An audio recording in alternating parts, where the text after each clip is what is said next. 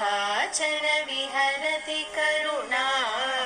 काश्मीरस्तवककोमलाङ्गलता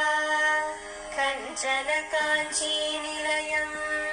करधृतकोदण्डबाणश्रीनिपाशम् कठिनस्तनभरनम्रम् कैवल्यानन्दगन्धमवलम्बे चिन्तितफलपरिपोषण चिन्तामणिरेव काचिनिलया मे चिरतरसुचरितसुलभा चित्तं शिशिरयतु चित्सुखाधारा कुटिलकचम्